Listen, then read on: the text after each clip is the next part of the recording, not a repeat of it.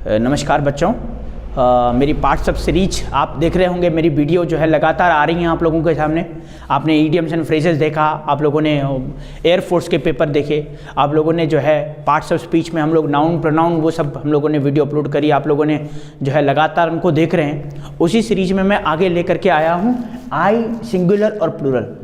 ये जो है क्वेश्चन बड़ा ही इजी है और बहुत ही सिंपल है, लेकिन जब तक आप इसे समझेंगे नहीं तब तक आपके लिए सिंपल होगा नहीं।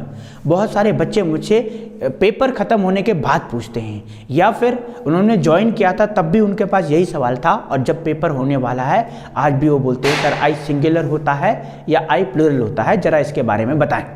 तो आइए देखते हैं कि आई सिंगुलर होता है कि प्लूरल। तो सबसे पहले तो सिंगुलर का मतलब जान देते हैं। सिंगुलर का मतलब होता है सिंगल, और सिंगल मीन्स ऐसा कुछ जिसकी क्वांटिटी एक है, नंबर में एक है। और प्लूरल की बात करें तो प्लूरल का मतलब हो गया एक से ज़्यादा, ऐसा कुछ जिसकी क्वांटिटी जो है एक से ज़्यादा है।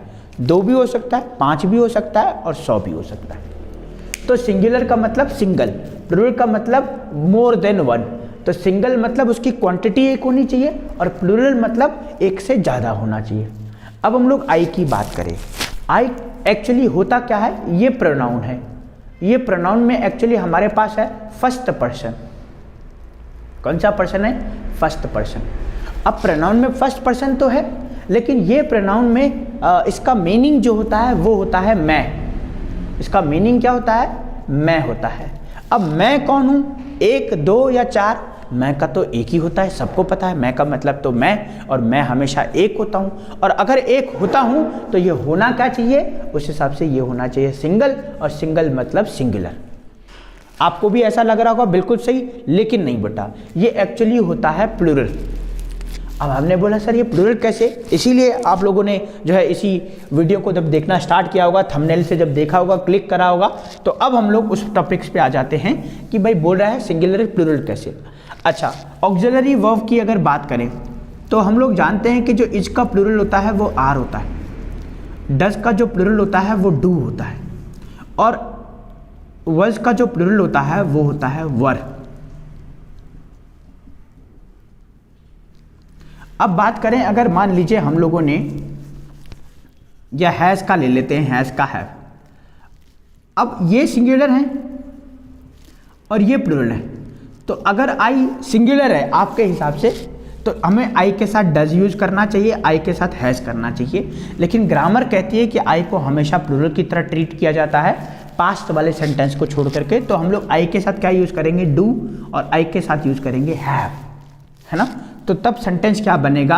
आपने सुना होगा आई डू नॉट नो या आई डोंट नो, और ये सेंटेंस बिल्कुल करेक्ट है। लेकिन ये देखें, डू जो होता है वो प्लूरल होता है, और अगर आई सिंगुलर होता तो हम लोग कर लेते आई डजंट नो। अच्छा, आई की जगह मैं ही कर दूं, अब ही सिंगुलर होता है तो ही डजंट नो करेक्ट है, लेकिन आई प्लूरल होता है तो इसलिए आई डोंट नो होता है। ऐसी एक और एग्जांपल ले लेते हैं। मान लीजिए मैंने लिखा I has oblique have decided, मैंने कुछ डिसाइड किया है। अब ये आई जो है ये सिंगुलर है, ये प्लूरल है। अगर ये सिंगुलर है तो मुझे हैज करना चाहिए, लेकिन ये आई जो है ये प्लूरल है तो मुझे क्या करना पड़ेगा? हैव करना पड़ेगा। तो क्या हो जाएगा? I have decided.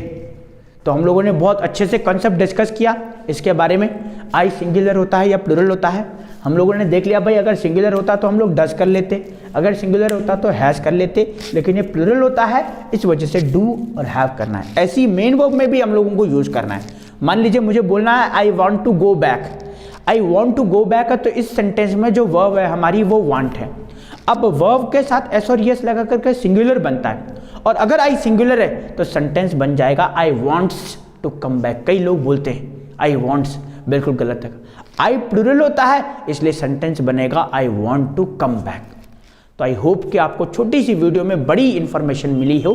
तो हम लोग क्या करते हैं, इसी सीरीज को आगे बढ़ाते रहते हैं और आगे मिलेंगे हम लोग नेक्स्ट कॉन्सेप्ट की तरफ। Thank you so much.